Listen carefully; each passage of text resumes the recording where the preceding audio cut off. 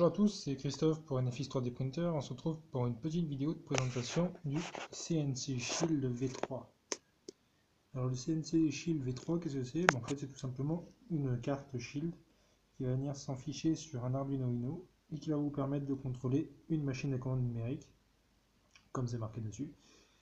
C'est à peu près le même principe qu'une rampe, tout simplement pour une imprimante 3D, sauf que en fait, le CNC Shield n'a pas tout ce qui est les MOSFET pour faire débuter plus de puissance, pour faire chauffer un plateau, un extrudeur et autres.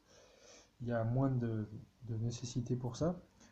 Le CNC, elle, tout ce qu'elle a besoin, c'est de pouvoir piloter des moteurs pour déplacer les axes et également de pouvoir contrôler, si le besoin en est, l'activation et la désactivation de la perceuse via des petits connecteurs ici. Alors la petite présentation rapide, c'était pour comparer également avec une mégatronique ici. Ça reste le même principe, hein. C'est toujours des cartes avec des steppers que vous pouvez connecter directement dessus. Des steppers que vous pouvez voir ici, hein. Ici les Pololu 4988 et ici un DRV 8825. Alors, une petite explication de pourquoi il y a les deux. Alors là, on va faire attention à pas mal de choses. Déjà, cette carte, ce shield là permet d'avoir une alimentation qui peut aller de 12 jusqu'à 36 volts. C'est simple, si vous mettez 36 volts et que vous mettez un 4988, vous allez le cramer tout de suite. Vous allez cramer la carte et c'est pas fait pour. Par contre, si vous vous contentez d'une alimentation de 12 volts avec une CNC qui sera de petite taille, par exemple avec des NEMA 17, qui suffisent largement pour déplacer les axes, vous pourrez faire de la gravure, découper du médium, des trucs comme ça sur une petite surface, par exemple de 50 cm, sur HAP Oco, par exemple, qui permet de découper sur ce diamètre, sur cette taille-là. Donc c'est simple, cette carte là, plus une Arduino Uno, plus 4 petits steppers comme ça et une allume de 12 volts et vous êtes paré pour alimenter votre CNC. Ensuite, le principe, la partie logicielle, je vous en parlerai un peu plus précisément dans un autre tutoriel, qui sera basé sur le GRBL. Donc oui, cette carte électronique, ce shield là est totalement compatible avec le GRBL, tout simplement pourquoi? Parce que le Arduino Uno le contrôle. Après, il existe aussi d'autres G-Shield différents, plus poussés. Il y en a un qui a directement les 8825 qui sont intégrés sur la carte, sauf que la carte est à 78 €, un truc comme ça. Alors que ce Shield là, qui est tout simple, hein, vous pouvez voir, c'est juste une carte avec des connecteurs et quelques condensateurs. Après, c'est que des connecteurs dessus. Quelques petits jumpers, des trucs comme ça. Cette carte là, elle m'est revenue à 7 € sur Amazon. Il y a des sites qui les vendent pour 20 et quelques euros avec les frais de port, mais au final, moi je l'ai trouvé en Chine et ça suffit largement parce que c'est tout simplement un PCB avec des connecteurs. Et moi je trouve que 20 € pour un bout de cuivre avec quelques condensateurs à une dizaine de centimes pièce, ça faisait un peu cher pour 20 €. Alors que là, 7 € c'est à peine les frais de port parce que les frais de port sont offerts en fait.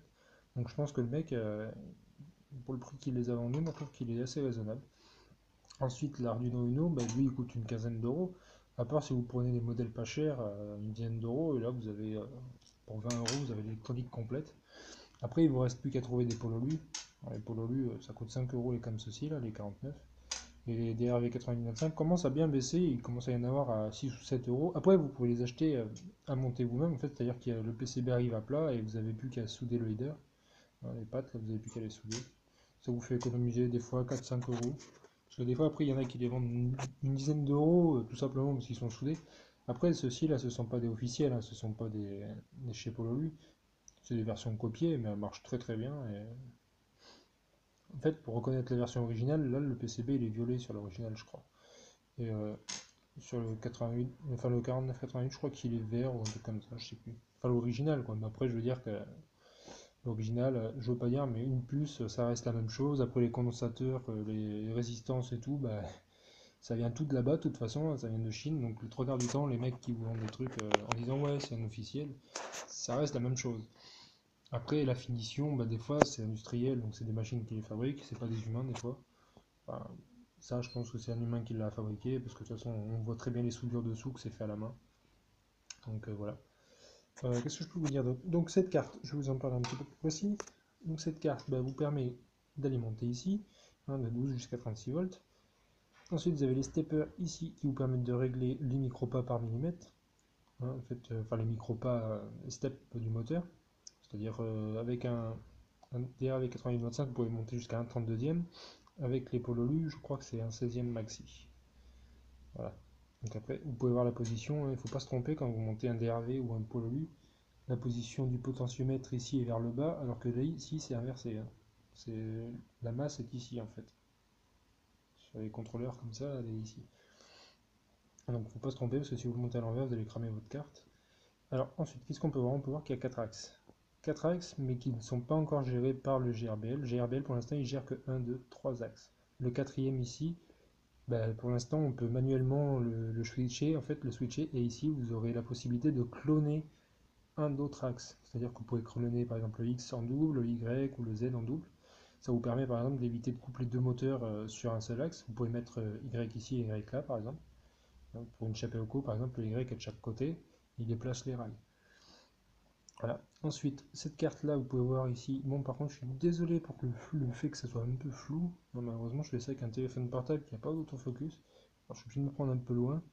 Donc ici, vous avez un connecteur qui s'appelle e-stop. E-stop, c'est tout simplement que si vous connectez ici, bah, c'est un bouton d'arrêt d'urgence. C'est-à-dire si vous mettez un switch ici, que vous appuyez dessus, ça stoppe tout de suite la carte. C'est-à-dire que c'est un arrêt d'urgence qui est vraiment efficace. Hein. Vous pouvez mettre un coup de poing, par exemple, à la place. Et un coup de poing, ça reste un interrupteur qui ouvre le circuit. Donc voilà, bah là ça fait pareil. Ensuite, toute la ligne d'ici, c'est pour mettre des end-stop. Comme sur une imprimante 3D, hein, vous pouvez mettre des end-stop clic-clic comme ça. Et après, bah, ici, bah, ce sont des connecteurs pour inverser les axes. Hein. Si vous mettez un jumper, vous inversez un axe. Ça marche également de la même façon si vous retournez le câble ici. Hein. Ça vous inverse votre axe. Donc voilà. C'est une petite présentation rapide du CNC Shield. Désolé de la qualité de la vidéo, hein, j'essaierai de faire un peu mieux. Malheureusement, pour l'instant, j'ai pas trop de caméra sous la main. Donc je suis obligé avec un téléphone portable. Je vous promets quelques vidéos qui vont pas tarder à arriver sur pas mal de choses. Il y aura des vidéos sur le GRBL, justement sur l'explication, comment faire marcher la CNC. Il y aura également d'autres vidéos sur l'impression 3D, sur l'auto-leveling, sur régler pas mal de choses. Le nouveau Marlin version 1.02, qui est vraiment intéressant, je trouve, parce que ça rajoute pas mal de choses sur les écrans LCD par exemple, et en même temps sur les paramètres, qui sont beaucoup plus stables. Donc voilà, bah, je vous dis à bientôt pour de nouvelles vidéos sur ma chaîne YouTube, et n'hésitez pas à poster des commentaires. Salut!